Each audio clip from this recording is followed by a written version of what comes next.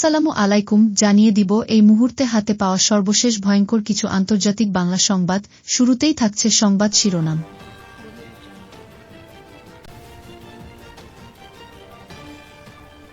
পারমাণবিক চুক্তির জন্য ইরানকে 2 মাসের সময় বেঁধে দিলেন ট্রাম্প। বিমান হামলার পর গাজায় স্থল অভিযান জোরদার ইসরায়েলের। মার্কিন হামলায় হতাহতের সংখ্যা জানাল ইয়েমেনের যোদ্ধারা। এদিকে জর্জ সরোসের সংস্থার সঙ্গে সংশ্লিষ্ট 8 স্থানে তল্লাশি ভারতের ইডির। সর্বশেষ জানিয়ে দিব গাজায় ইসরায়েলি হামলা বন্ধ করতে হবে আইরিশ প্রধানমন্ত্রী। এতক্ষণ শুনছিলেন সংবাদ শিরোনাম, এখন বিস্তারিত। প্রিয় দর্শক, আপনি যদি এই চ্যানেলে নতুন হয়ে থাকেন, ভিডিওটি দেখতে দেখতে চ্যানেলটি সাবস্ক্রাইব করে আমাদের সাথেই থাকুন।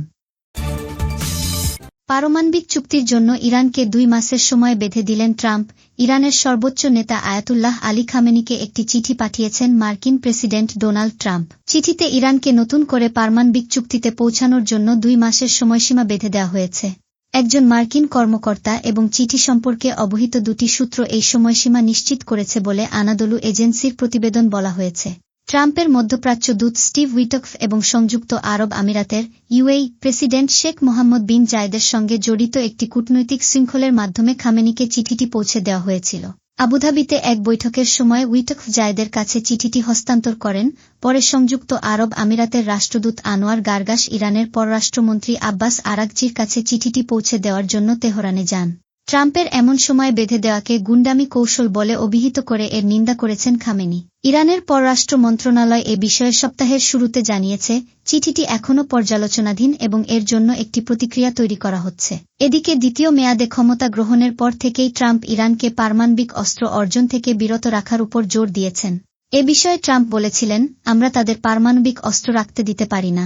খুব শিগগিরই কিছু ঘটতে চলেছে।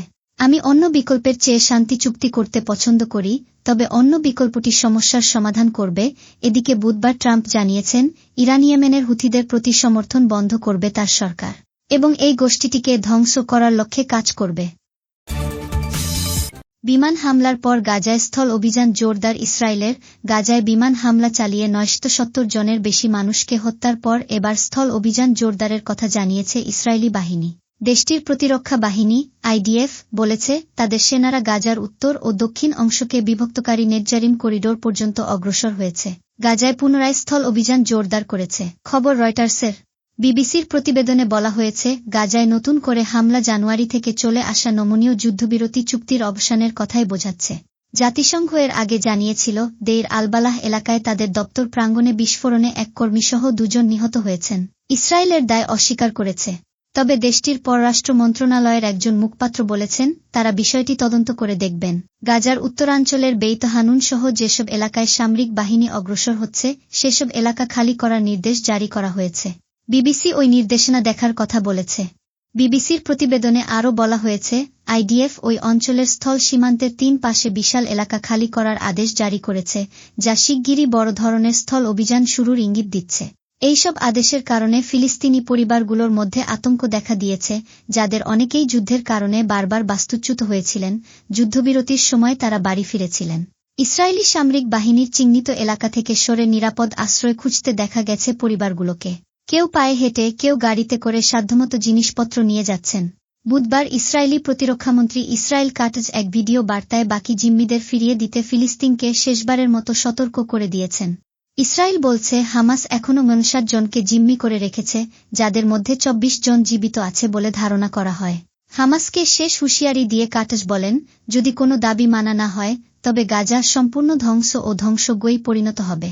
বুধবার দেইর আল-বালাহ এলাকায় জাতিসংঘ দপ্তর প্রাঙ্গণে এক কর্মী নিহতের তথ্য সংস্থাটি জানানোর পর ইসরায়েলের স্থল সেনাদের তৎপরতা বাড়ানোর খবর এল।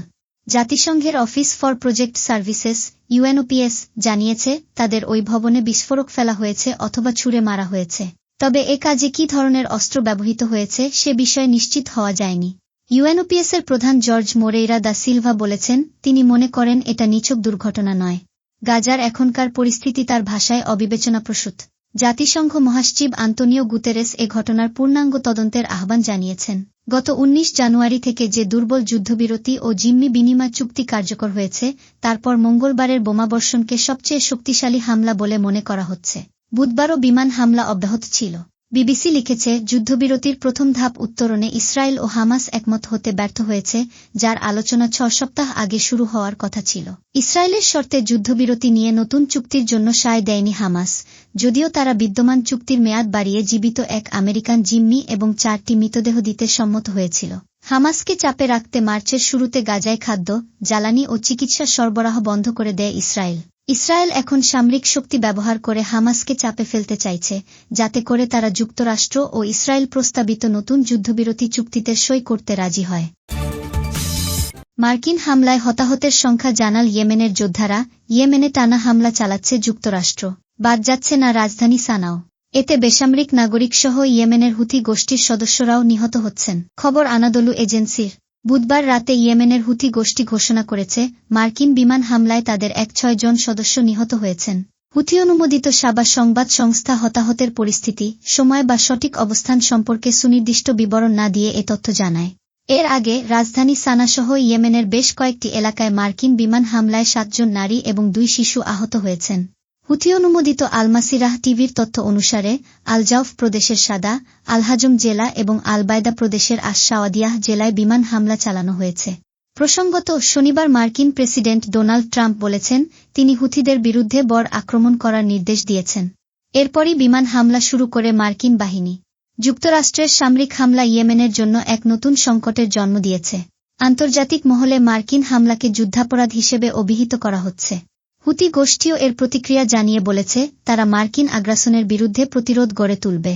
এরই মধ্যে ইরান তাদের সমর্থন জানিয়ে ইয়েমেনের প্রতি সংহতি প্রকাশ করেছে এবং যুক্তরাষ্ট্রের বিরুদ্ধে একগুচ্ছ বিবৃতি দিয়েছে। ইরানের সর্বোচ্চ নেতা আয়াতুল্লাহ আলী খামেনি ইয়েমেনের প্রতিরোধ শক্তির প্রশংসা করেছেন, যা এই অঞ্চলকে আরও উত্তপ্ত করেছে। এদিকে জর্জ সরোসের সংস্থার সঙ্গে সংশ্লিষ্ট 8 স্থানে তল্লাশি ভারতের ইডির। মার্কিন ধনকুবের জর্জ সরোস প্রতিষ্ঠিত সংস্থা সংশ্লিষ্ট 8টি স্থানে তল্লাশি চালিয়েছে ভারতের এনফোর্সমেন্ট ডিরেক্টরেট, ইডি। বৈদেশিক মুদ্রা ব্যবস্থাপনা আইন লঙ্ঘনের অভিযোগ তদন্তের অংশ হিসেবে গত মঙ্গলবার ভারতের বেঙ্গালুরুতে এই তল্লাশি চালানো হয়। জর্জ সরোস প্রতিষ্ঠিত ওপেন সোসাইটি ফাউন্ডেশনস, ওয়েসএফ, এবং এর প্রভাব বিনিয়োগ শাখা সরোস ইকোনমিক ডেভেলপমেন্ট ফান্ড, এসিডিএফ, সংশ্লিষ্ট 8টি স্থানে তল্লাশি চালায় ইডি।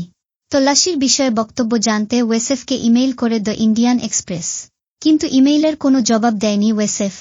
একাধিক সূত্র দ্য ইন্ডিয়ান এক্সপ্রেসকে বলেছে, ওয়েসএফ ও এসিডিএফের সুবিধা ভোগ করা কিছু স্থানে এই তল্লাশি চালানো হয়েছে।